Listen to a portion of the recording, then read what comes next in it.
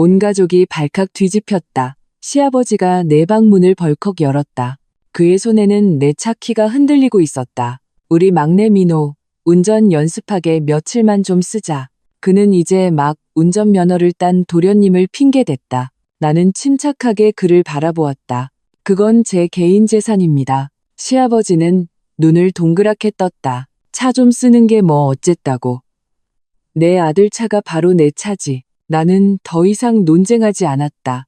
몸을 돌려 보험사에 차량 도난, 용의자 신원불명이라고 메시지를 보냈다. 경찰은 금방 GPS를 추적했고 서울을 벗어나 부산으로 향하려던 시아버지를 고속도로 톨게이트에서 현장 체포했다. 전화기 너머로 시아버지의 믿을 수 없다는 고함이 들려왔을 때 나는 단호하게 세 글자로 답했다. 합의는 없습니다. 합의는 없습니다. 그 세 글자를 말하고 나는 전화를 끊었다. 전화기 너머 시아버지 김영철의 포효는 마치 누가 목을 조른 듯 갑자기 크섰다. 그의 지금 표정이 눈에 선했다. 경악과 분노, 그리고 믿을 수 없다는 굴욕감.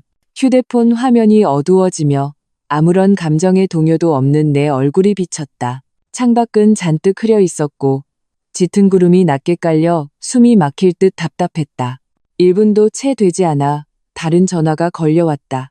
화면에는 남편이라는 두 글자가 깜빡였다. 나는 받지 않았다.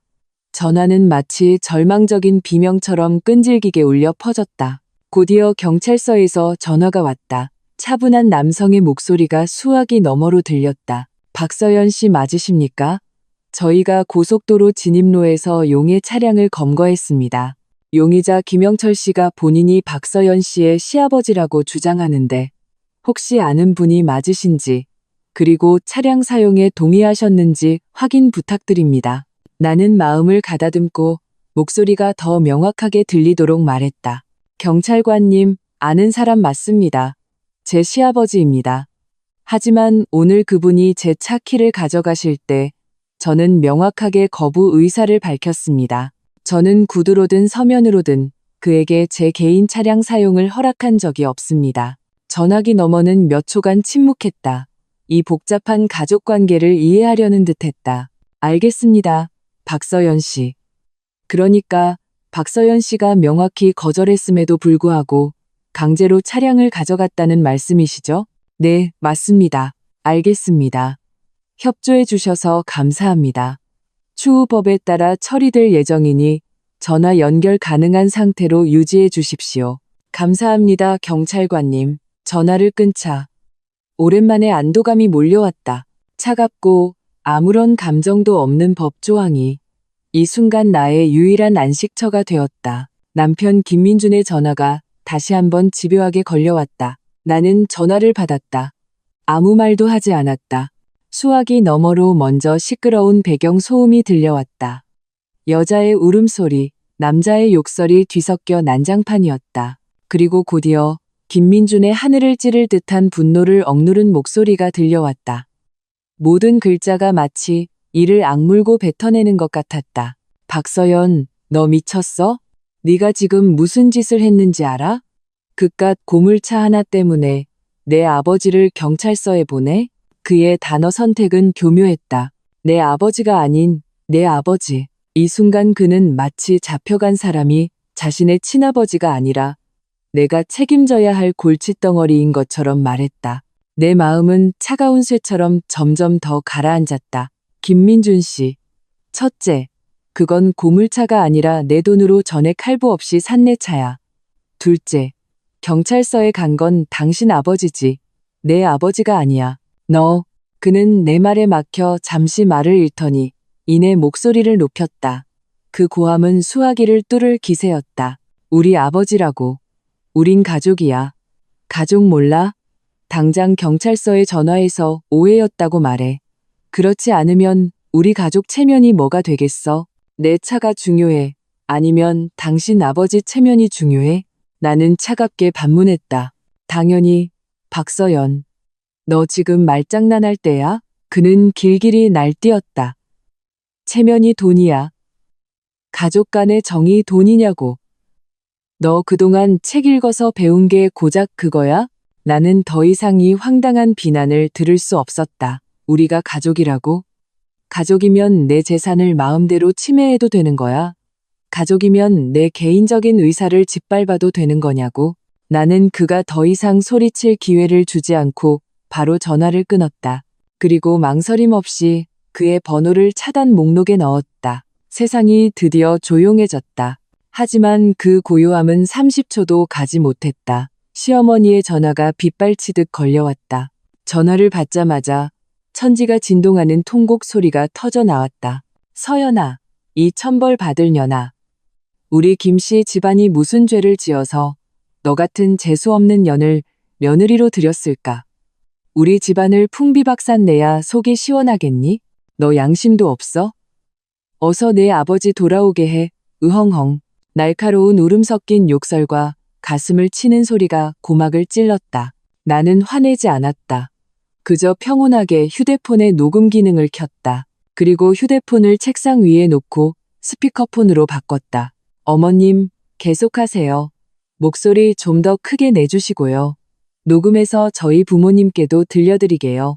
내 목소리는 작았지만 마치 예리한 수술용 칼처럼 순간적으로 그녀의 통곡을 끊어버렸다. 저희 부모님도 한번 판단해 보시라고요. 당신들이 애지중지 키운 딸이 댁에 시집와서 이런 취급을 받는 게 맞는지, 당신들 온 가족에게 ATM 기계 취급당하는 게 당연한 건지. 전화기 너머는 순간 조용해졌다. 분노와 믿을 수 없다는 감정이 뒤섞인 그녀의 거친 숨소리가 들렸다. 10여 초가 지났을까? 전화는 탁 소리와 함께 끊어졌다.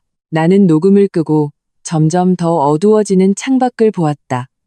마음속은 차갑게 얼어붙었다. 이것이 시작에 불과하다는 것을 알았다. 거대한 폭풍우가 몰려오고 있었다. 예상대로 20분도 채 되지 않아 현관문에서 도어락 비밀번호 누르는 소리가 들렸다. 곧이어 김민준이 잔뜩 화가 난 채로 들이닥쳤다. 그의 눈은 핏발이 서 있었고 관자놀이에 혈관이 툭툭 튀어나왔다. 마치 전쟁터에서 패하고 돌아온 황소 같았다. 그는 내 앞으로 돌진해 와서 내 코를 향해 손가락질했다. 극도의 분노 때문에 손가락이 미세하게 떨리고 있었다. 박서연, 우리 집이 우스워. 지금 당장 경찰서 가서 고소 취하하고 집에 와서 아버지께 무릎 꿇고 사죄해. 나는 소파에 앉아 분노로 일그러진 그의 얼굴을 올려다보았다.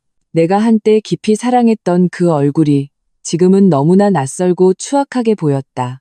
문득 너무나 우스웠다. 그가 전화를 받은 후 지금까지 내 차를 찾았는지에 대한 관심은 한마디도 없었다. 내가 놀라지는 않았는지 묻는 말도 없었다. 그의 모든 분노는 오로지 자신의 체면이 구겨졌다는 것, 그리고 내가 그의 아버지라는 그 우스꽝스러운 가장의 권위에 도전했다는 것에서 비롯되었다. 김민준, 나는 천천히 일어서서 그의 눈을 똑바로 쳐다보며 한 글자 한 글자 명확하게 말했다. 첫째, 내 차는 혼전 개인 재산이고 독립적인 법적 공증도 받았어. 당신 아버지는 내 동의 없이 멋대로 차 키를 가져가 차를 몰고 나갔지. 법적으로 이건 절도야. 둘째, 난 고소 취하 안 해. 사과도 안 할 거고. 잘못한 사람은 그 사람이지 내가 아니야. 셋째, 나는 잠시 말을 멈추고 점점 더 험악해지는 그의 얼굴을 보며 차갑게 마지막 몇 마디를 뱉었다. 우리 집이 우습다고 생각한 게 아니라 당신이 나 박서연을 너무 우습게 봤던 거야. 이 김영철은 결국 구류되지 않았다. 가족 내부의 분쟁이고 실질적인 재산 피해가 발생하지 않았다는 이유로 경찰은 그에게 몇 시간 동안 훈방 조치를 한 후 각서를 받고 집으로 돌려보냈다. 하지만 그 소위 훈방 조치라는 것이 그에게는 평생의 치욕과 다름없었다. 나는 김민준에게 거의 반강제로 시댁으로 끌려갔다. 그는 오는 내내 한마디도 하지 않고 단지 내 손목을 뼈가 으스러질 듯한 힘으로 꽉 쥐고 있을 뿐이었다. 나는 저항하지 않았다. 마치 생명이 없는 인형처럼 그에게 끌려갔다. 익숙한 그 문을 열자 숨막히는 저기압이 덮쳐왔다. 거실의 조명은 환하게 켜져 있었고 모든 사람의 얼굴이 차가운 빛을 띠고 있었다. 시아버지 김영철은 소파의 상석에 앉아 있었다. 그 늙은 얼굴은 당나귀보다 더 길게 늘어져 있었고 안색은 잿빛이었다. 마치 누군가 조상묘를 파헤친 듯한 표정이었다. 시어머니는 그의 옆에 앉아 눈가가 퉁퉁 부은 채로 휴지를 꽉 쥐고 이따금 훌쩍이며 원망스러운 눈빛으로 나를 쏘아보고 있었다. 도련님 김민호, 이제 막 운전면허를 따서 운전대를 몇 번 잡아보지도 못한 그 녀석은 다른 쪽 1인용 소파에 비스듬히 기대어 다리를 꼬고 있었다. 한 손으로는 스마트폰을 만지작거리며 다른 한편으로는 눈초리로 나를 도발적으로 훑어보았다. 이 세 식구는 마치 삼자대면이라도 하듯 진을 치고 있었다. 김민준이 나를 앞으로 휙 밀었다. 나는 비틀거리다 겨우 중심을 잡았다. 그는 즉시 내 귓가에 다가와 우리 둘만 들을 수 있는 목소리로 나지막이 명령했다. 빨리 아버지께 사과해. 순간 정신이 나갔었다고 말하고 어서 이 일 마무리 짓자. 그의 숨결이 귓가에 닿으며 짜증 섞인 간청이 느껴졌다. 내 마음 깊은 곳에서 슬픔이 파도처럼 밀려왔다. 그는 자신의 아버지가 잘못했다고 전혀 생각하지 않았다. 그의 눈에는 내가 경찰에 신고한 것이 유난을 떠는 것이고 그의 체면을 깎는 것이며 가정의 화목을 깨는 것이었다. 그리고 그의 아버지의 절도 행위는 그저 차 좀 쓴 것일 뿐이었다. 나는 그의 손을 가볍게 뿌리치고 앞으로 두 걸음 나아갔다. 내 시선은 그를 넘어 소파에 앉아있는 저오만한 가장을 향했다. 아버님, 나는 입을 열었다. 목소리는 크지 않았지만 죽은 듯이 조용한 거실에서 유난히 선명하게 울렸다. 우선 아버님은 제 아버지가 아닙니다. 제 아버지는 저에게 도둑질을 가르치지 않으셨습니다. 둘째, 성인은 자신의 행동에 책임을 져야 합니다. 오늘 경찰서에 가신 건 제가 보낸 게 아니라 아버님 자신의 행동이 초래한 결과입니다.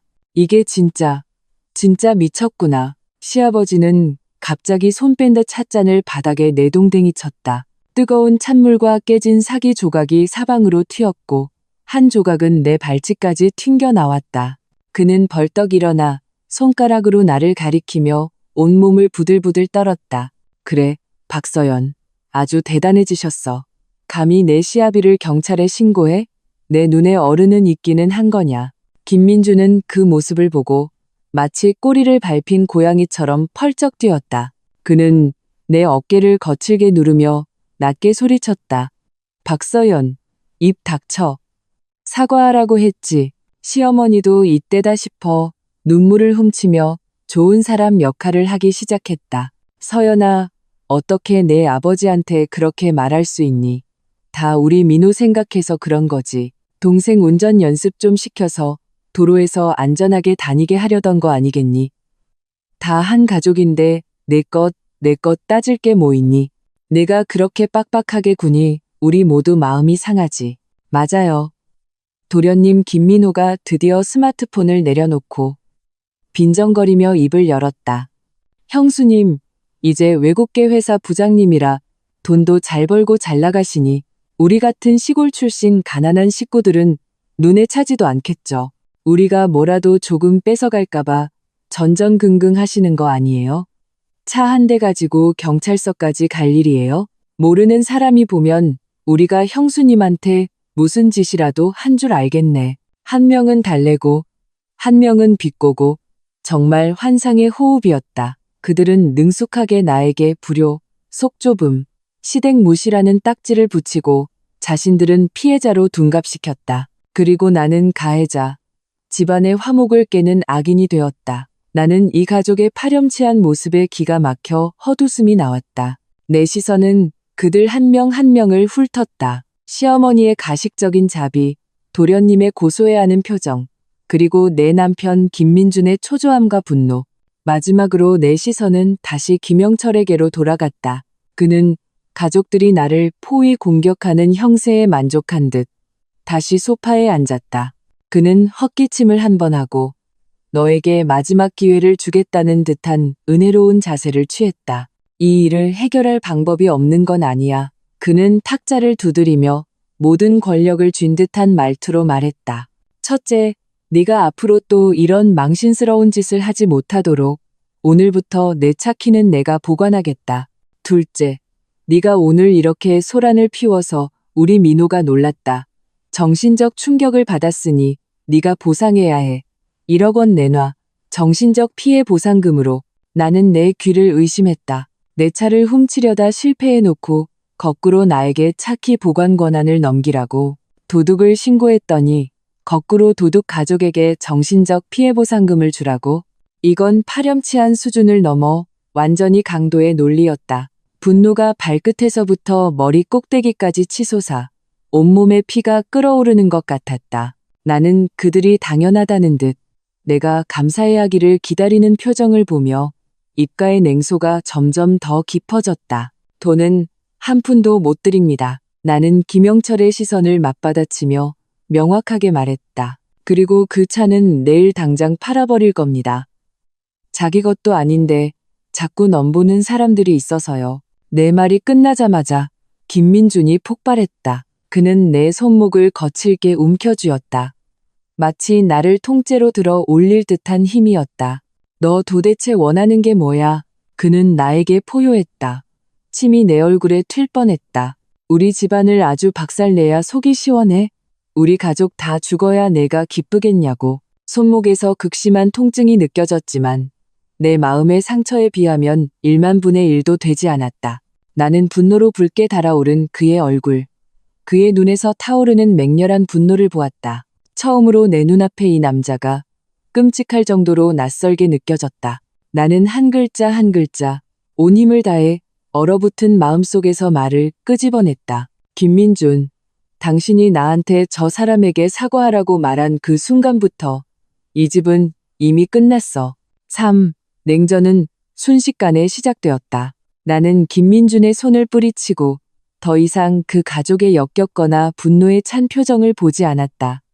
몸을 돌려 그 구역질 나는 곳을 떠났다. 나는 우리가 살던 소위 우리 집으로 돌아가지 않았다. 대신 택시를 타고 내가 결혼 전에 사두었던 작은 오피스텔로 향했다. 이곳은 크지 않았지만 모든 공간이 온전히 내 것이었다. 공기 중에는 다른 사람의 당연한 요구와 억압이 아닌 오직 자유와 평온의 향기만이 감돌았다. 나는 부드러운 침대에 몸을 던지고 천장을 응시했다. 머릿속은 텅 비어 있었다. 지난 몇 년간의 결혼 생활이 마치 빨리 감기한 영화처럼 눈앞을 스쳐 지나갔다. 연애 시절의 달콤함부터 결혼 초기의 갈등, 그리고 그 후 끝없이 이어지는 시댁의 요구와 그의 끝없는 방관까지. 나는 나의 인내와 헌신이 안정적인 가정을 가져다 줄 것이라 믿었다. 나는 김민준이 말하던 우리는 가족이라는 말이 함께 어려움을 헤쳐나가고 영광과 치욕을 함께한다는 의미인 줄 알았다. 이제야 깨달았다. 그의 정의 속에서 우리는 가족이라는 말의 의미는 내 것은 그의 집안 것이고 그의 집안 것은 영원히 그의 집안 것이라는 뜻이었다. 나는 그저 이 집안에 끊임없이 수혈을 해주어야 하고 어떤 불평도 해서는 안 되는 외부인이었을 뿐이다. 나는 오피스텔에서 3일 동안 냉정하게 지냈다. 그 3일 동안 나는 김민준에게 먼저 연락하지 않았고 그도 나를 찾지 않았다. 나는 휴대폰을 끄고 외부의 모든 소란을 차단했다. 스스로에게 냉정해질 시간을 주며 앞으로의 길을 생각했다. 이혼이라는 생각이 한번 떠오르자 더 이상 억누를 수 없었다. 나는 우리의 공동 재산을 정리하기 시작했고 결혼 전에 썼던 혼전 계약서를 다시 떠올리며 최악의 상황에 대비하기 시작했다. 나흘째 되던 날 저녁 초인종이 울렸다. 나는 현관문 렌즈를 통해 약간 초췌하면서도 비굴한 미소를 띤 김민준의 얼굴을 보았다.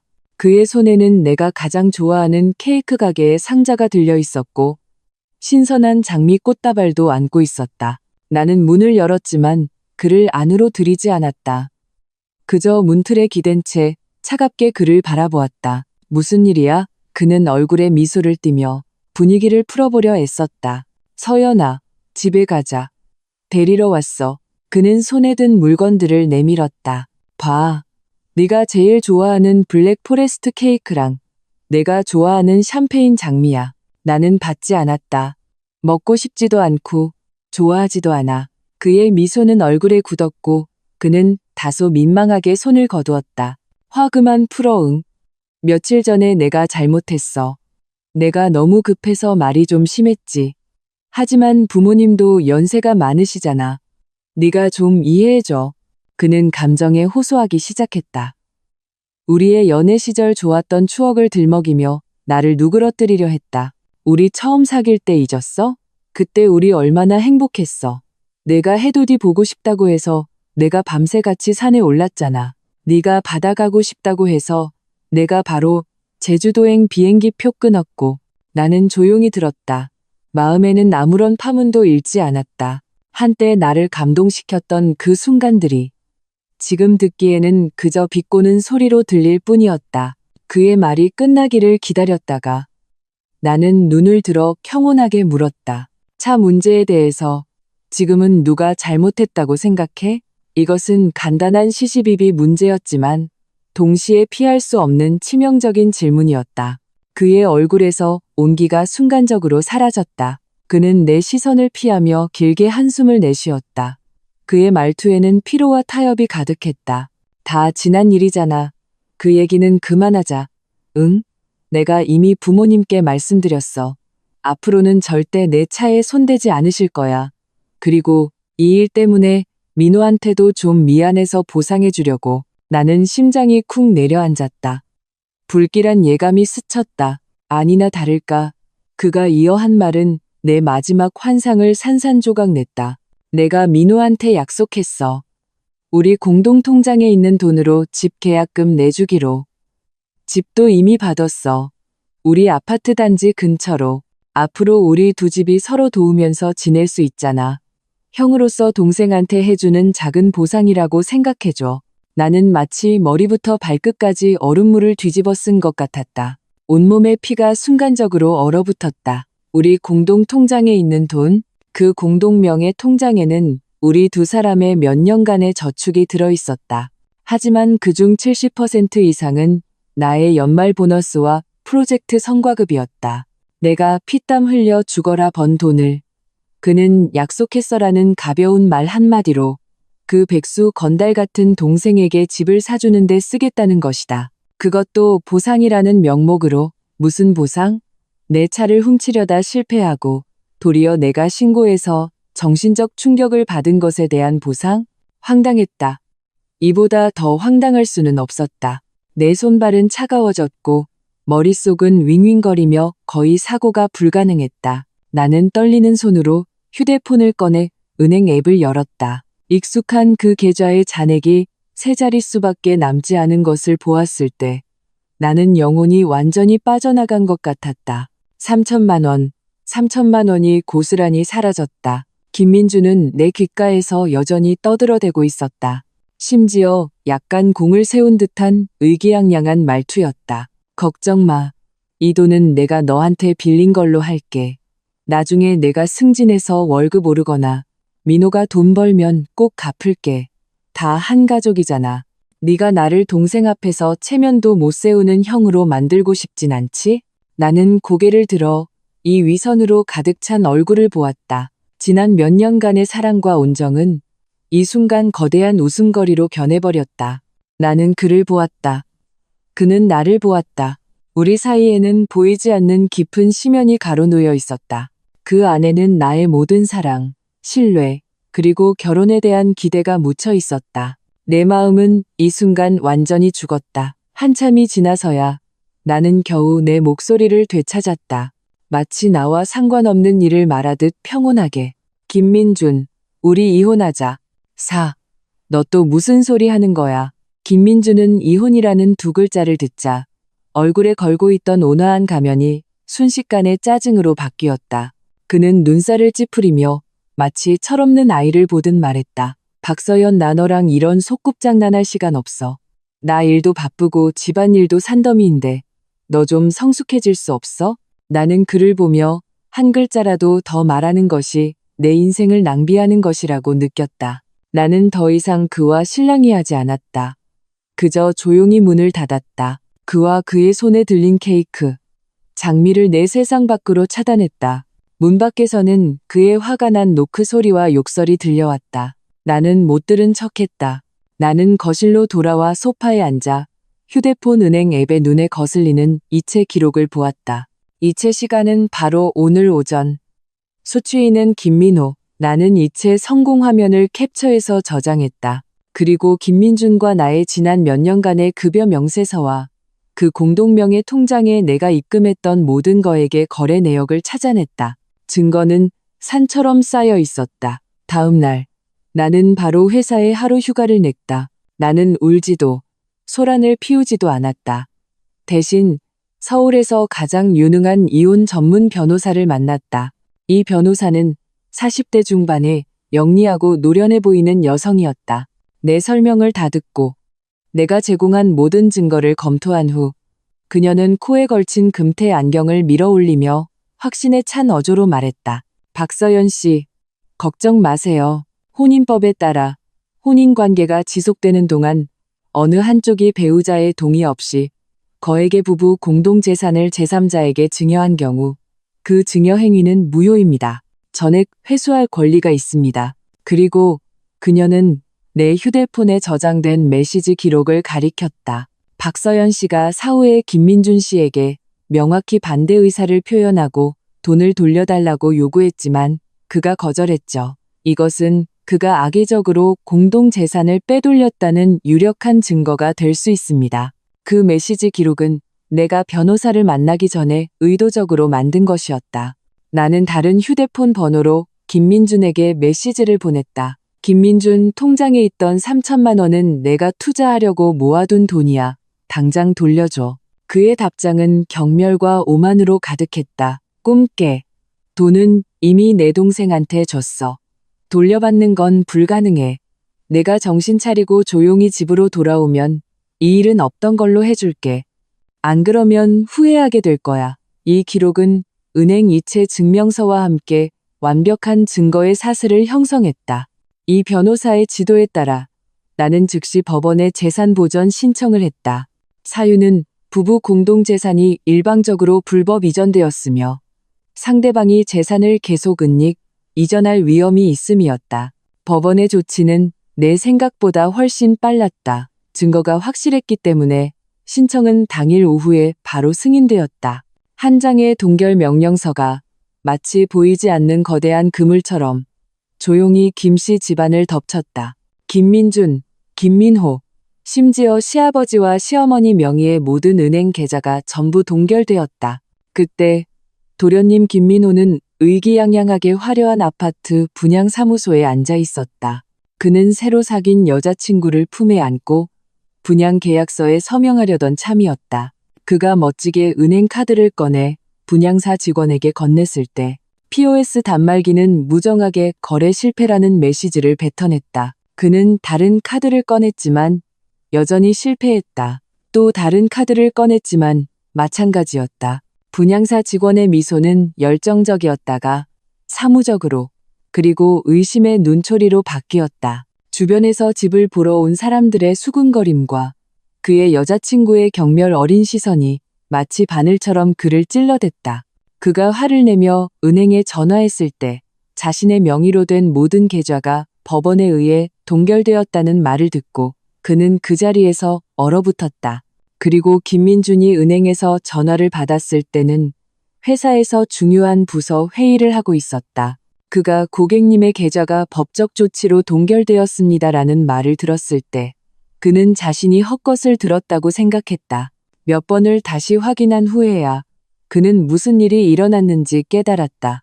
그는 거의 즉시 회의실에서 뛰쳐나와 복도에서 나에게 전화를 걸었다. 그 목소리는 어제의 오만과 짜증이 아니었다. 그 자신조차 깨닫지 못한 공포와 떨림이 섞여 있었다. 박서연, 무슨 짓을 한 거야? 도대체 나한테 무슨 짓을 한 거냐고. 나는 오피스텔의 통유리창 앞에 서 있었다.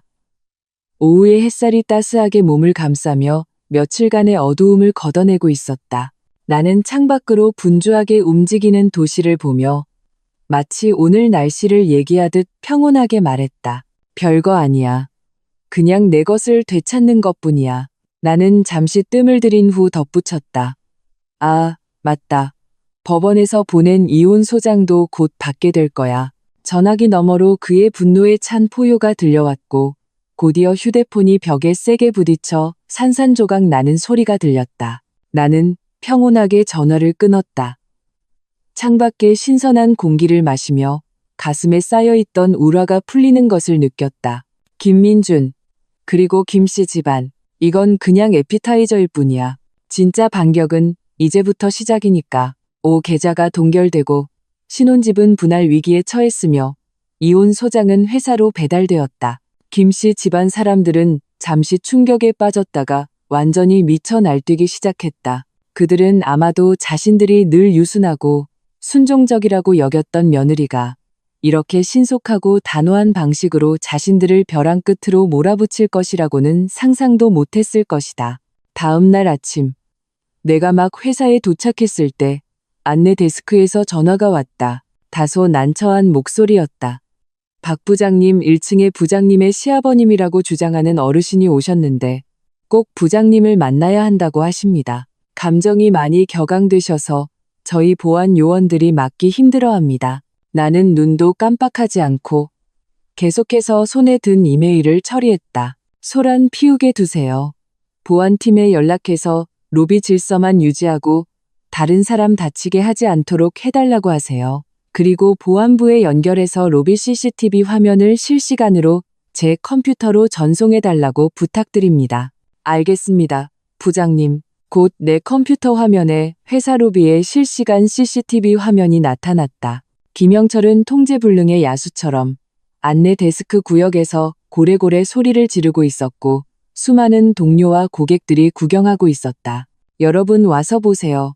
이 독사 같은 여자를 좀 보라고요. 그는 회사 로고를 가리키며 침을 튀겼다. 내 아들은 피땀 흘려 돈 벌어 가족을 먹여 살리는데 이 여자는 밖에서 바람 피우고 우리 집 재산을 빼돌리려고 합니다. 이제는 아주 배은망덕하게 내 아들과 이혼해서 우리 가족을 알거지로 만들려고 해요. 시부모를 학대하고 밥도 안 줬어요. 내가 좋은 마음으로 차 좀 쓰려고 했더니 나를 경찰에 신고까지 했습니다. 세상에 이런 법이 어디 있습니까? 이게 말이 됩니까? 그는 눈물을 흘리며 자신을 악독한 며느리에게 박해받는 불쌍한 노인으로 포장했다. 입에 담지 못할 온갖 욕설이 난무했다. 주변 동료들은 나를 향해 손가락질하며 수군거렸다. 그 웅성거림이 하나의 배경 소음처럼 들렸다. 나는 그 헛소문들이 얼마나 듣기 싫을지 상상할 수 있었다. 현대판 장희빈, 불효막심한 며느리 같은 꼬리표가 마치 거머리처럼 내 몸에 달라붙을 것이다. 내 직속 상사인 왕 이사님이 문을 두드리고 들어왔다. 그는 사리분별이 바른 중년 남성으로 평소 나를 매우 아꼈다. 그는 문을 닫고 다소 심각한 표정으로 말했다. 박 부장 아래층 상황 봤어. 나는 박 부장 사람 됨됨이를 믿지만 여긴 회사잖아. 이미지가 좋지 않아. 내려가서 먼저 처리해 주는 게 어떨까? 나는 하던 일을 멈추고 일어나서 상사에게 고개를 숙였다. 이사님, 죄송합니다. 제 개인적인 일로 회사에 누를 끼쳤습니다. 가장 전문적이고 합법적인 방법으로 이 일을 해결하고 절대 제 업무나 회사 이미지에 영향을 미치지 않도록 약속드리겠습니다. 나는 내려가서 김영철과 직접 대치하는 것을 선택하지 않았다. 이성을 잃은 미친 사람과 논쟁하는 것은 나 자신도 진흙탕으로 끌어들여 다른 사람들의 웃음거리로 만드는 것밖에 되지 않는다는 것을 알았기 때문이다. 나는 왕 이사님 앞에서 바로 112에 전화를 걸었다. 네, 경찰입니다. 신고하려고 합니다. 서울시 XX로 XX 빌딩 1층 로비에서 어떤 사람이 악의적으로 허위 사실을 유포하여 제 인격을 모독하고 명예를 훼손하고 있습니다. 저희 회사의 정상적인 업무 질서를 심각하게 방해하고 있으며 이는 업무방해죄에 해당합니다. 내 증인도 있고 전체 과정이 담긴 CCTV 영상도 있습니다. 알겠습니다. 와주시길 기다리겠습니다. 전화를 끊고 나는 왕 이사님께 말했다. 이사님, 경찰에 신고했습니다. 나머지는 경찰이 처리할 겁니다. 왕 이사님은 나의 침착하고 결단력 있는 모습을 보고 잠시 놀랐다가 이내 고개를 끄덕였다. 그의 눈빛에는 칭찬의 기색이 스쳤다. 좋아, 아주 잘 처리했어. 회사가 전적으로 지원할 테니 법무팀의 도움이 필요하면 말해. 아직은 괜찮습니다. 감사합니다, 이사님. 경찰이 두 번째로 김영철 때문에 내 앞에 나타났을 때 그들의 표정은 이미 상당히 미묘했다. 그들이 회사 보안 요원의 진술을 듣고 완전한 CCTV 영상을 확인한 후 두말 없이 바로 업무방해 및 명예훼손 혐의로 여전히 난동을 부리던 김영철을 현장에서 연행했다. 두 명의 경찰에게 양팔이 붙들려 끌려 나가면서도 김영철은 여전히 로비에 있는 사람들을 향해 소리쳤다. 보세요. 이 여자가 얼마나 악독한지. 또 나를 경찰에 신고했어요. 나를 죽이려고 작정했어요. 그 꼴사나운 모습은 내가 이전에 침착하게 경찰에 신고하던 전문적인 이미지와 선명한 대조를 이루었다. 나는 회사에서 분별력 있는 사람이라면 누가 옳고 그른지 알 수 있을 것이라고 믿었다. 동시에 내 휴대폰이 미친 듯이 진동하기 시작했다. 각종 친척, 동창, 친구들의 단톡방에서 김민준이 나를 미친 듯이 헐뜯고 있었다. 그는 나를 탐욕스럽고 악독한 꽃뱀 이미지로 만들었다. 내가 결혼 시작부터 계획적으로 자기 집 재산을 노렸다고 말했다. 그는 눈물을 흘리며 내가 얼마나 비인간적인지, 어떻게 자기 아버지를 2번이나 경찰서에 보냈는지, 어떻게 자기 동생의 병원비로 쓸 목숨 같은 돈을 동결시켰는지 호소했다. 사실 김민호는 아주 건강했다. 그는 심지어 우리 부모님께 연락해서 내가 밖에서 만난 딴 놈에게 홀려서 남편과 자식을 버리려 한다고 과장해서 울부짖었다. 순식간에 내 카카오톡과 문자 메시지는 각종 욕설과 질문으로 뒤덮였다. 사실을 모르는 친척은 나를 불효자라고 비난했고, 기회를 틈타 비난하는 친구들은 나에게 용서할 수 있을 때 용서하라고 충고했다. 나는 휴대폰에서 계속 튀어나오는 악독한 글자들을 보며 눈빛이 점점 더 차가워졌다. 분노만으로는 지금 내 기분을 설명할 수 없었다. 그것은 배신과 모함이 극에 달했을 때 오히려 생겨나는 일종의 차분한 살이었다. 김민준, 김씨 집안, 너희들은 여론과 직장 내 압박으로 나를 굴복시킬 수 있을 거라고 생각했겠지. 너무 순진해. 너희들이 더러운 물을 한 바가지 더 퍼부을수록 내 손에 든 칼은 더 날카로워질 뿐이야. 이 빚은 원금에 이자까지 쳐서 전부 받아낼 테니까. 6. 법원의 정식 재판이 열리기 전 절차에 따라 재판 전 조정 기회가 한 번 있었다. 김민주는 마지막으로 한 번 더 이야기하자고 나를 불렀다. 그는 우리 사이에 남은 마지막 전까지 법정에서 산산조각 내고 싶지 않다고 말했다. 장소는 그의 먼 친척이 운영하는 식당의 별실이었다. 내가 문을 열고 들어섰을 때 나는 이것이 결코 마지막 대화가 아니라 치밀하게 계획된 함정이라는 것을 알았다. 김씨 집안 식구들이 모두 모여 있었다. 시아버지 김영철, 시어머니, 도련님 김민호, 심지어 결혼식 때나 한 번 봤던 일가 친척들까지. 그들은 하나같이 근엄한 표정으로 자리에 앉아 나를 신문하고 적대적인 눈빛으로 쳐다보고 있었다. 김민주는 상석 옆에 앉아 있었다. 눈가는 붉었고 얼굴은 초췌했다. 마치 결혼 생활에 상처받은 다정한 남편 역할을 연기하는 듯했다. 내가 자리에 앉아 입을 열기도 전에 시어머니가 얼굴을 가리고 슬프게 울기 시작했다. 서연아, 우리 김씨 집안이 도대체 너한테 뭘 그렇게 잘못했기에 이렇게 모질게 민준이를, 우리 가족 모두를 벼랑 끝으로 내모는 거니? 김영철은 테이블을 세게 내리쳐 쿵 하는 소리를 냈다. 박서연, 오늘 내가 확실히 말해두겠다. 네가 지금 당장 법원에 가서 소송 취하하고 동결된 돈 풀어주면 우리가 지난 정을 생각해서 너를 며느리로 인정해주겠다. 그렇지 않으면 우리도 가만히 있지 않을 거야. 내가 모르는 한 뚱뚱한 아주머니도 거들었다. 맞아요, 서연 씨. 부부는 침대머리에서 싸우고 침대 발치에서 화해하는 법인데 무슨 일을 좋게 말로 풀지 못하고 법정까지 가요. 얼마나 창피한 일이에요. 민준 씨가 얼마나 힘들어하는지 좀 봐요. 그들은 너나 할 것 없이 도덕적 납치를 계속했다.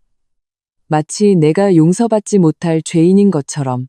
김민주는 토끼처럼 붉어진 눈으로 드디어 입을 열었다. 그의 목소리는 쉬어 있었고 배신당한 고통으로 가득했다. 서연아, 우리 지난 몇 년간의 감정이 고작 그 3천만 원짜리밖에 안 되는 거야? 돈 때문에 정말 나를, 우리 가정을, 내 동생의 미래를 망치려는 거야? 그는 자신이 이 가정을 위해 얼마나 헌신했는지, 일이 얼마나 힘들었는지, 내 부모님께 얼마나 잘했는지 애틋하게 나열하기 시작했다. 우리 과거의 추억을 회상하며 감정이 격해졌을 때는 악어의 눈물 몇 방울을 흘리기까지 했다. 그 연기력은 오스카상을 받아도 아깝지 않을 정도였다. 나는 조용히 그의 연기를 들었다. 마음은 아무런 동요도 없었고 오히려 좀 웃겼다. 별실의 모든 사람들이 말을 마치고 모든 시선이 나에게 집중되었을 때, 내가 뉘우치기를 기다리고 있을 때, 나는 비로소 천천히 가방에서 서류 몇 장을 꺼냈다. 나는 서류를 회전 테이블 위에 가볍게 놓고 테이블 중앙으로 밀었다. 다들 말씀 마치셨나요? 내 목소리는 작았지만 어떤 의심도 허용하지 않는 힘이 실려 있어 별실 전체가 순간 조용해졌다. 그럼 이제 제가 말할 차례네요. 나는 검지를 뻗어 가장 위에 있는 서류의 표지를 가볍게 두드렸다. 내 시선은 김민준을 향했고 입가에는 차가운 미소가 걸려 있었다. 우리 지금 사는 신혼집 계약금 5천만 원이었지. 그때 당신은 시댁에서 3천만 원, 당신이 2천만 원 냈다고 나한테 말했었지. 맞아? 김민주는 잠시 멈칫했다. 내가 갑자기 이 얘기를 꺼낼 줄은 몰랐던 것 같았다. 그는 무의식적으로 고개를 끄덕였다. 맞아. 왜? 시아버지와 시어머니도 당연하다는 듯 심지어 약간의 자부심까지 띈 표정이었다. 마치 그 3천만 원이 자신들의 엄청난 은혜인 것처럼 내 얼굴에 미소가 더 커졌다. 하지만 그 미소는 눈에는 닿지 않았고 오히려 사람을 오싹하게 만들었다. 그런데 여기 내가 가진 혼전 재산 공증서에는 내 개인 계좌에서 결혼 전에 4번에 걸쳐 당신 어머니 계좌로 총 4천만 원을 이체한 기록이 명확하게 적혀 있어. 그리고 여기 당신 개인 은행 계좌의 거래 내역도 있는데 당신이 말한 2천만 원을 모으는 기간 동안 당신 계좌의 가장 큰 단일 입금액은 900만 원뿐이었어. 당신 그의 연말 보너스였지. 내 시선은 천천히 자리에 있는 모든 사람들, 특히 김영철과 시어머니의 이미 변하기 시작한 얼굴을 훑었다. 즉, 우리 신혼집 계약금 5천만 원 중에 당신 집안은 실제로는 100만 원밖에 내지 않았다는 거야. 당신은 900만 원을 그리고 나머지 4천만 원은 전부 내 돈이었어. 김민준, 당신이 말한 시댁에서 3천만 원 냈다는 건 도대체 어떻게 마련한 거지? 하늘에서 떨어졌나? 아니면 당신 집은 돈을 찍어내기라도 해? 쾅! 내 말은 마치 강력한 폭탄처럼 죽은 듯이 조용한 별실에서 터져 나왔다. 온 세상이 음소거 버튼을 누른 것처럼 조용해졌다. 김민준의 얼굴은 순식간에 붉어졌다가 하얗게, 다시 파랗게 변했다. 마지막에는 핏기 하나 없는 잿빛이 되었다. 그의 입술은 떨렸고 믿을 수 없다는 듯 나를 쳐다보았다. 마치 나를 처음 보는 사람처럼. 시아버지와 시어머니의 표정은 더욱이 살아있는 귀신을 본 것 같았다. 그들의 얼굴에 있던 자부심과 당연함은 순간 산산조각 났고 그 자리를 극도의 충격과 공포가 대신했다. 그 일가 친척들은 더욱이 서로 얼굴을 쳐다보며 표정이 다채롭게 변했다.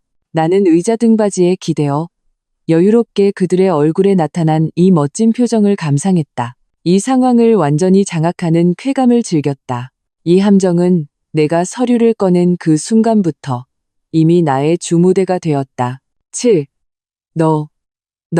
김민주는 입술을 떨며 한참 동안 제대로 된 말 한마디를 하지 못했다. 그는 테이블 위에 서류를 뚫어져라 쳐다보았다. 그의 눈빛은 공포와 이해할 수 없다는 감정으로 가득했다. 언제 그런 공증을 받은 거야? 나는 앞에 놓인 찻잔을 들어 찻잎을 가볍게 불어냈다.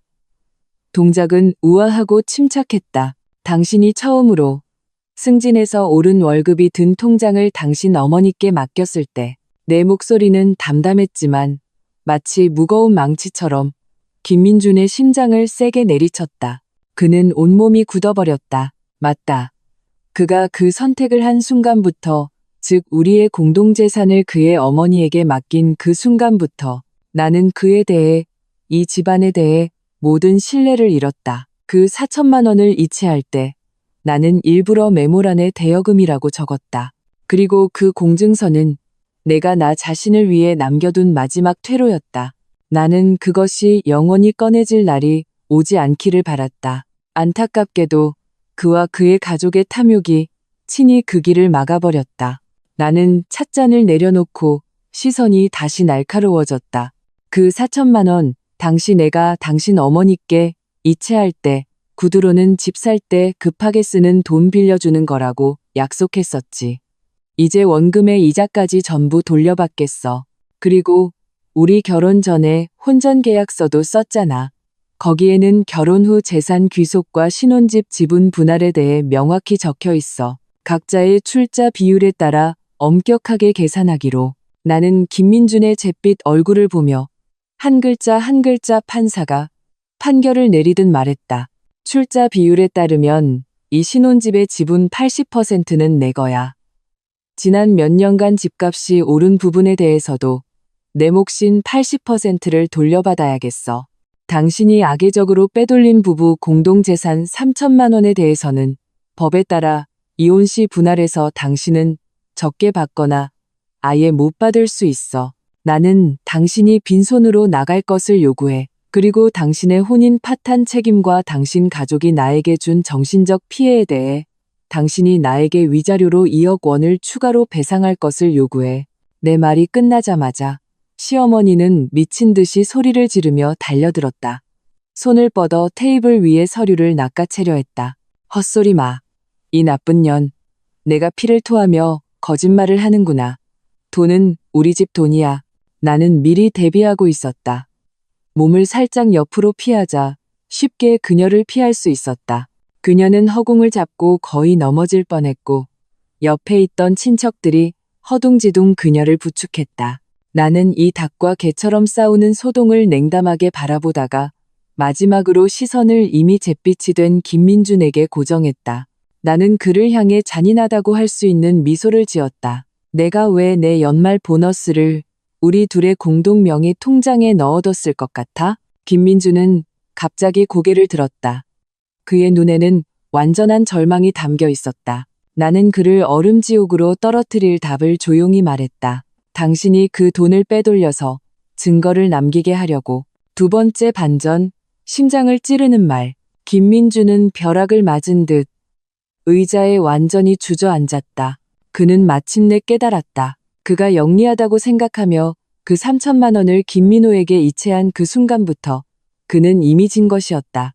그는 자신이 나를 계산하고 있다고 생각했지만 실은 그가 내 계획에서 가장 어리석고도 가장 중요한 체스말에 불과했다는 것을 몰랐다. 내가 함정을 파놓았고 그는 신나게 그 안으로 뛰어들었다.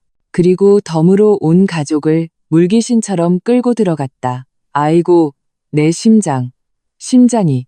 옆에 있던 김영철이 갑자기 가슴을 부여잡고 고통스러운 신음소리를 냈다. 그리고는 눈을 뒤집고 의자에서 미끄러져 바닥으로 쓰러졌다. 온몸을 경련하기 시작했다. 아버지, 왜 그러세요? 여보, 정신 차려요. 김씨 집안은 완전히 난장판이 되었다. 김민준과 시어머니는 허둥지둥 김영철을 부축했고 도련님 김민호도 겁에 질려 얼굴이 하얘진 채 어찌할 바를 몰랐다. 그 친척들은 더욱이 우왕좌왕했다.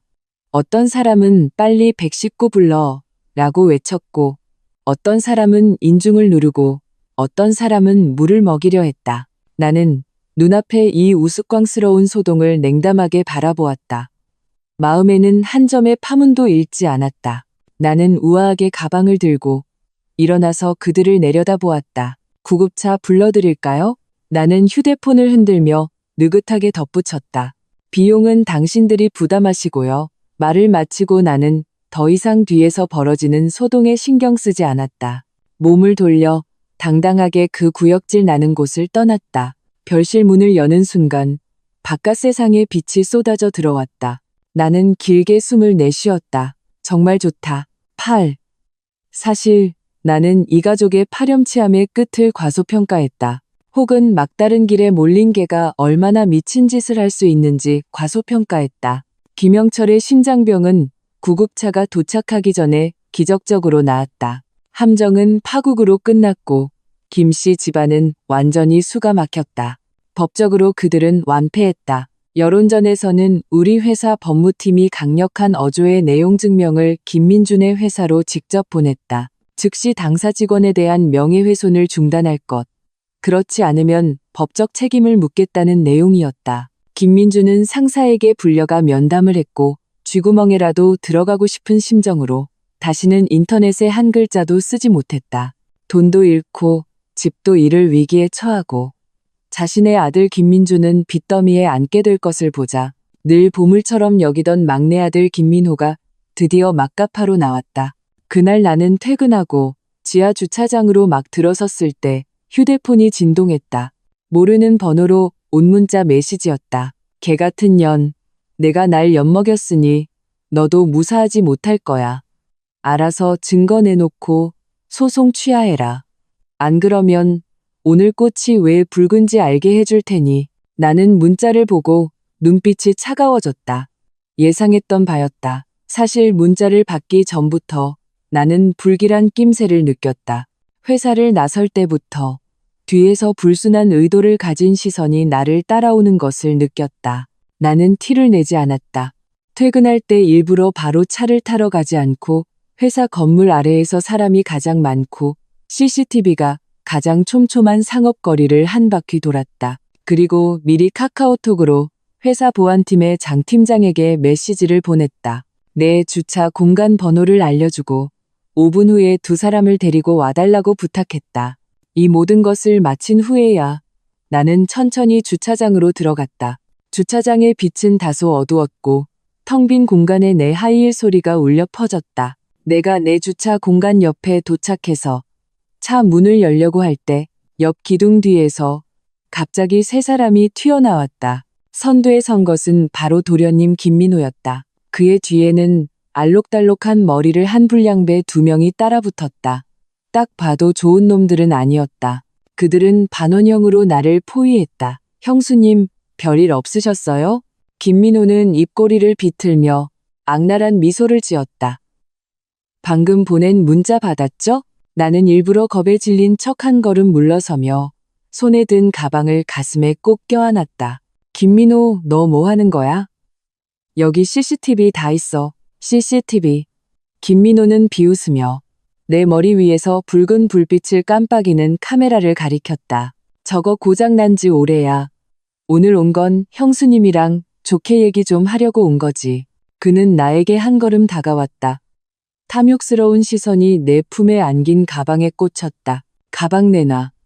안에 있는 그 소위 증거라는 원본들 다 나한테 넘겨. 그리고 내일 아침에 얌전히 법원 가서 소송 취하해. 안 그러면 그의 옆에 있던 노란 머리 불량배가 손에 든 야구방망이를 흔들며 음산하게 웃었다. 안 그러면 오늘 내 예쁜 얼굴에 꽃을 피워주지. 평생 휠체어에서 살게 해줄 테니까. 노골적인 협박이었다. 나는 겉으로는 겁에 질려 얼굴이 하얗게 질리고 몸을 미세하게 떨었지만 가방을 꽉 쥔 손은 조용히 가방 안주머니로 들어가 차갑고 단단한 물체를 꽉 쥐었다. 내가 새로 산 강화판 호신용 스프레이였다.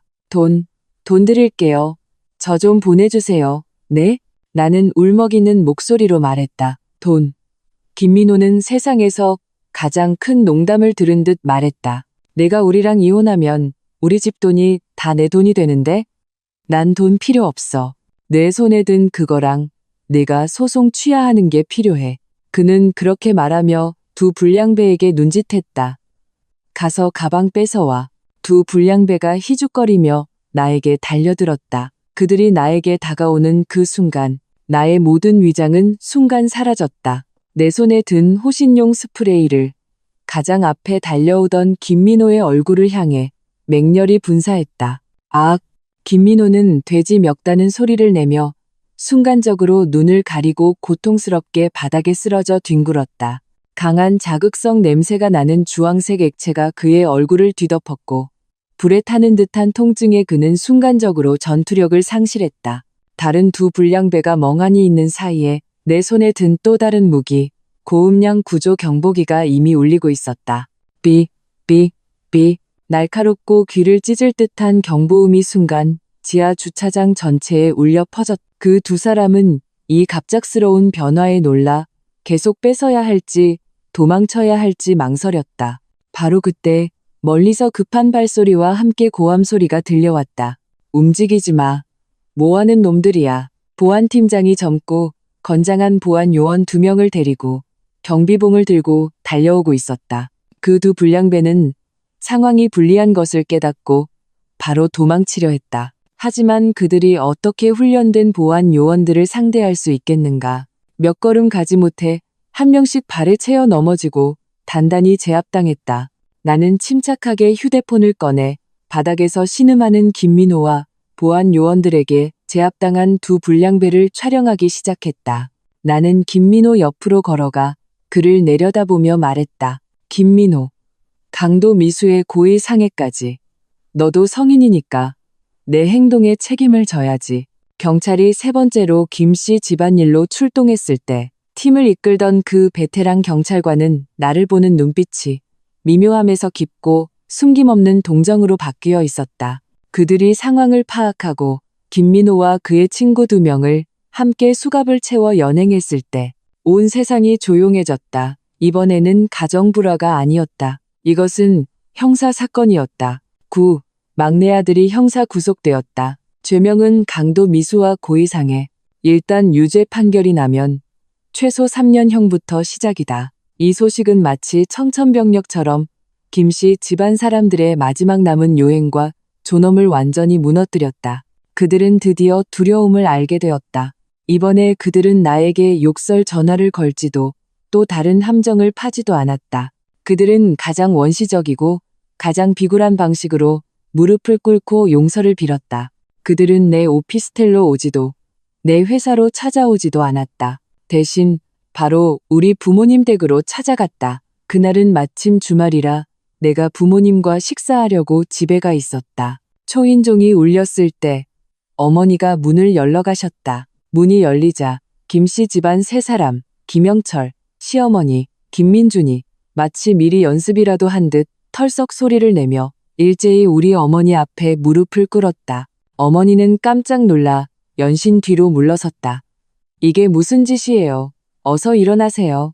김영철은 이전의 오만함과 횡포는 온데간데 없었다. 늙은 얼굴은 눈물 콧물로 범벅이 되어 손을 들어 자기 뺨을 세게 2번 내리쳤다. 사부인, 제가 잘못했습니다. 제가 늙어서 노망이 났습니다. 제가 못난 놈입니다. 자식 교육을 잘못 시켜서 민호 같은 짐승을 키웠습니다. 제발 서연이에게 손을 들어 우리 민호를 용서해달라고 빌어주십시오. 걔는 아직 젊습니다. 감옥에 갈 수는 없습니다. 시어머니는 더욱이 달려들어 우리 어머니의 다리를 붙잡고 가슴이 찢어지게 울었다. 사부인, 제가 무릎 꿇고 빕니다. 저한테는 그 아이 하나뿐입니다. 걔가 감옥에 가면 저도 살 수 없습니다. 제발 서연이를 설득해서 합의서 한 장만 써달라고 해주세요. 저희 뭐든지 다 하겠습니다. 뭐든지 다 할게요. 그리고 김민준. 한때 내 코를 가리키며 자기 아버지에게 무릎 꿇으라고 했던 그 남자는 지금 내 앞에서 무릎을 꿇고 이마를 차가운 바닥에 대고 쿵쿵 소리를 내며 머리를 조아리고 있었다. 서연아, 내가 잘못했어. 내가 정말 잘못했어. 그의 목소리는 절망과 후회로 가득했다. 내가 쓰레기였어. 내가 어리석은 효자였어. 내가 널 지켜주지 못해서 내가 이렇게 많은 상처를 받게 했어. 제발 우리 과거의 정을 생각해서 이번 한 번만 용서해줘. 내가 민호를 구해준다면 내가 뭐든지 다 할게. 시키는 건 뭐든지 할게. 우리 부모님은 평생 정직하게 살아오신 분들이라 이런 상황을 겪어본 적이 없었다. 한동안 어찌할 바를 몰라 하셨다. 어머니는 마음이 약해져 그들을 일으키려 하셨지만 아버지가 막으셨다. 아버지는 굳은 얼굴로 나를 보며 눈빛으로 내 의사를 물으셨다. 나는 처음부터 끝까지 그저 조용히 소파에 앉아 바닥에서 이 추태를 부리는 세 사람을 내려다보았다. 그들이 꼬리를 흔들며 구걸하는 모습을 보며 내 마음은 아무런 동요도 없었고 오히려 우스웠다. 이렇게 될 줄 알았으면 왜 그랬을까? 내가 그들 온 가족에게 비난받을 때 그들이 언제 마음 약해진 적이 있었나? 김민준이 내 피땀 어린 3천만 원을 빼돌릴 때 그가 언제 조금이라도 정을 생각했나? 김영철이 내 회사에 와서 난동을 부리고 김민호가 사람을 시켜 나를 위협했을 때 그들이 언제 오늘 같은 날이 올 것이라고 생각이나 했을까? 이제야 잘못을 알았다고요? 나는 차갑게 입을 열었다. 목소리에는 온기가 없었다. 늦었어요. 내 말에 무릎 꿇고 있던 세 사람의 몸이 동시에 굳었다. 김민주는 갑자기 고개를 들었다. 얼굴에는 눈물과 절망이 걸려 있었다. 그는 주머니에서 미리 준비해 온 듯한 합의서를 꺼내 두 손으로 받쳐들고 내 앞으로 기어왔다. 안 늦었어, 서연아, 안 늦었어. 그는 합의서를 나에게 건넸다. 봐. 내가 변호사랑 상의해서 만든 거야. 나는 모든 재산을 포기할게.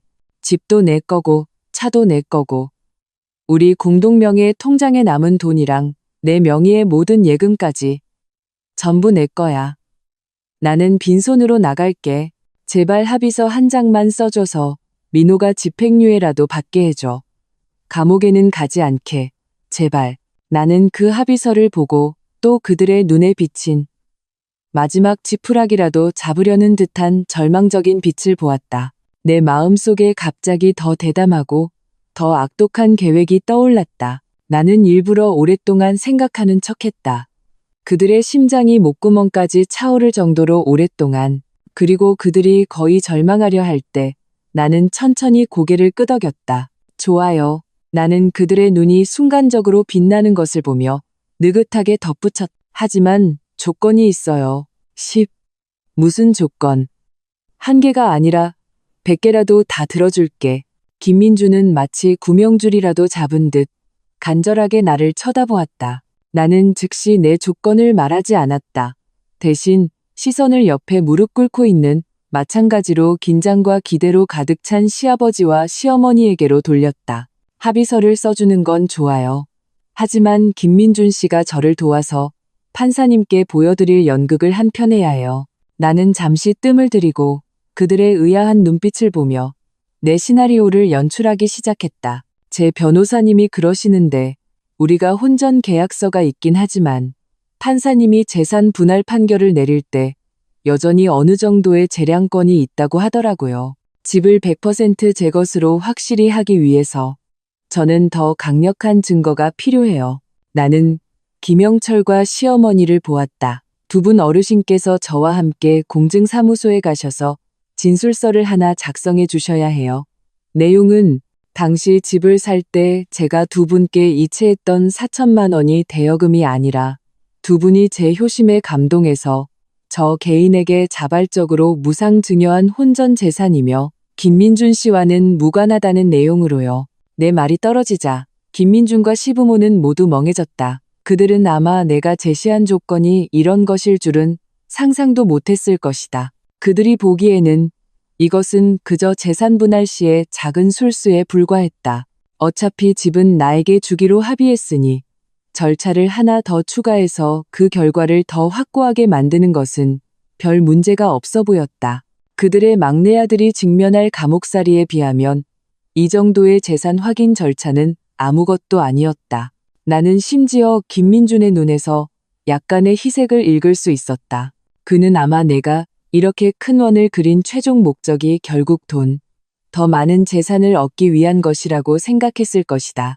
그는 나를 꿰뚫어 보았다고 생각했다. 내가 여전히 이익으로 매수할 수 있는 여자라고 생각했다. 일단 막내 아들을 감옥에서 꺼내기만 하면 나중에 시간과 방법은 얼마든지 있으니 그 돈과 집을 다시 조금씩 되찾아올 수 있다고 생각했을 것이다. 문제없어. 우리가 할게. 내일 당장 가자. 시어머니가 가장 먼저 나섰다. 내가 마음을 바꿀까봐 두려운 듯 김영철도 연신 고개를 끄덕였다. 그래, 그래. 우리 민호만 구할 수 있다면 뭐든지 다 하지. 김민주는 더욱이 안도의 한숨을 내쉬며 나에게 비굴한 미소를 지었다. 서연아, 네가 아직 마음이 여린 줄 알았어. 걱정 마. 네가 합의서만 써주면 내가 부모님 잘 설득해서 협조하게 할게. 그는 심지어 일부러 연출까지 했다. 고개를 돌려 부모님께 말했다. 아버지, 어머니, 이건 변호사가 생각해낸 방법이래요. 이렇게 하면 판사님이 서연이가 억울한 일을 당했다고 생각해서 재산을 좀 더 많이 주게 될 거래요. 그래야 서연이 마음이 풀려서 합의서를 써줄 거라고요. 그냥 협조 좀 해주세요. 어차피 집은 원래 주기로 한 거잖아요. 시부모는 굳게 믿고 연신 고개를 끄덕이며 알겠다고 했다. 이 자기가 똑똑한 줄 아는 멍청한 가족들을 보며 나는 웃음이 터져 나올 뻔했다. 다음 날 나는 시부모를 데리고 김민준과 함께 서울에서 가장 큰 공증 사무소로 갔다. 엄숙한 공증인과 차가운 카메라, 렌즈 앞에서 김영철과 시어머니는 한 글자 한 글자 명확하게 직접 인정했다. 당시 박서연이 우리에게 이체한 주택 구매 자금 4천만 원은 우리 부부가 자발적으로 우리 며느리 박서연 씨 개인에게 증여한 재산이며 우리 아들 김민준과는 무관합니다. 이에 우리는 진술하며 해당 금액에 대한 어떠한 권리도 자발적으로 포기합니다. 그들은 공증 진술서에 정중하게 자신들의 이름을 서명하고 선명한 붉은 인주로 지장을 찍었다. 공증인이 철인이 찍힌 공증서를 내 손에 건넸을 때 내 마음은 전례 없이 평온했다. 나는 손에 들린 이 묵직한 공증서를 보며 웃었다. 그물을 거둘 시간이 되었다. 서연아, 증명서 받았으니 이제 합의서 써줄 수 있지? 김민주는 손을 비비며 기대에 찬 얼굴로 나를 재촉했다. 나는 조심스럽게 공증서를 가방에 넣고 고개를 들어 그에게 의미심장한 미소를 지었다. 서두르지 마. 진짜 쇼는 이제부터 시작이니까. 10일, 법정안. 분위기는 엄숙했다. 김민준의 변호사, 다소 능글맞아 보이는 남자는 여전히 신혼집 출자 문제에 대해 마지막 발악을 하고 있었다. 재판장님, 비록 피고 측에서 신혼집을 원고 박서연 씨에게 양도하는 데 동의하였으나 저희는 피고의 부모님 또한 해당 부동산에 3천만 원을 출자하셨다고 생각합니다. 이 부분은 피고에 대한 증여로 보아야 하므로 재산 분할 시 고려되어야 합니다. 그는 여전히 터터부짓. 김민준을 위해 마지막 한 톨의 이익이라도 챙기려 애썼다. 나는 내 이 변호사에게 눈짓을 보냈다. 이 변호사는 알아차리고 일어나서 그의 말을 끊었다. 재판장님, 상대 변호인이 언급한 출자 문제에 관하여 저희 측의 결정적인 법적 효력을 가진 새로운 증거가 있어 법정에서 제출하고자 합니다. 그녀는 서류 가방에서 그 새로운 공증서를 꺼내 재판장에게 제출했다. 이것은 XX 공증사무소에서 발급한 증여 공증서입니다. 위에는 상대방 당사자, 즉 김민준 씨의 부모님이신 김영철 씨와 주기분 여사님의 친필 서명과 지장이 찍혀 있습니다. 해당 공증서는 당시 4천만 원의 주택, 구매 자금이 두 분 어르신께서 저희 측 당사자 박서연 씨 개인에게 한 증여이며 김민준 씨와는 아무런 관련이 없음을 명확히 진술하고 있습니다. 재판장이 공증서를 받아들고 그 위의 내용과 선명한 공증사무소의 철인을 보았을 때 그의 엄숙한 표정에 미세한 동요가 일었다. 그는 고개를 들어 날카로운 시선으로 피고석의 김민준을 쳐다보았다. 그리고 김민준과 그의 변호사는 이 변호사의 말을 들었을 때 이미 그 자리에서 돌처럼 굳어버렸다. 김민준의 눈은 방울처럼 커져 재판장 손에 들린 그 서류를 뚫어져라 쳐다보았다. 얼굴의 핏기가 순식간에 사라졌다. 그는 마침내 깨달았다. 내가 그의 부모님을 공증사무소에 데려간 것이 결코 재산을 더 받기 위함이 아니었다는 것을, 그것은 그의 마지막 생명줄을 끊어버리기 위함이었다. 그는 친히 사기 결혼의 확실한 증거를 내 손에 쥐어준 것이었다. 이 변호사의 목소리는 냉정하고 힘이 넘쳤다. 법정 안에 울려 퍼졌다. 재판장님, 저희가 이전에 제출한 증거와 결합해 볼 때 저희는 이것이 더 이상 단순한 이혼 분쟁이 아니라고 생각할 이유가 충분합니다.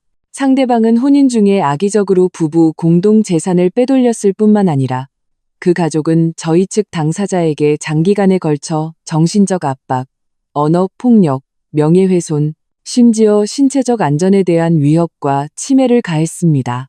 더 중요한 것은 그들은 혼인 성립 초기부터 신혼집 출자라는 중대한 사실에 대해 저희 측 당사자를 기망했다는 점입니다.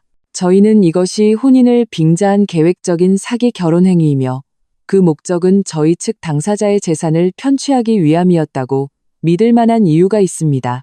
사기 결혼이라는 네 글자는 마치 천둥처럼 김민준의 머리 위에서 터졌다. 그는 온몸에 힘이 빠져 의자에 완전히 주저앉았다. 나는 천천히 일어서서 원고석을 넘어 그의 절망적인 얼굴을 차갑게 쳐다보았다. 합의서요?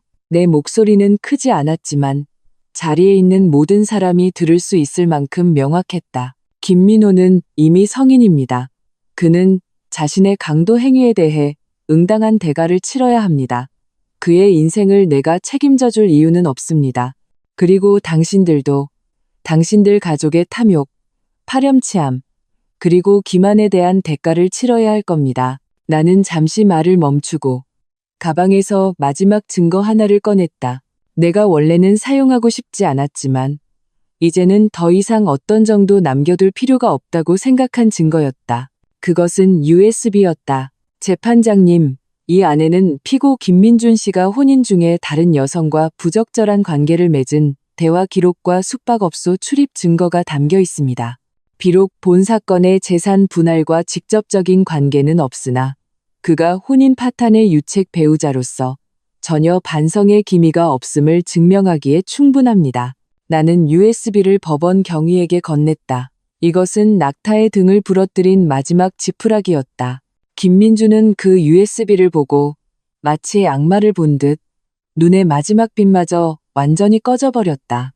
방청석에서 김영철과 시어머니는 이미 잿빛 얼굴이 되어 온몸을 떨고 있었지만 한마디도 하지 못했다. 12. 최종 판결은 마치 뒤늦게 찾아온 정의의 선고처럼 모든 굴욕과 추함을 씻어냈다. 법원은 나의 대부분의 소송 청구를 받아들였다. 이혼을 허가한다.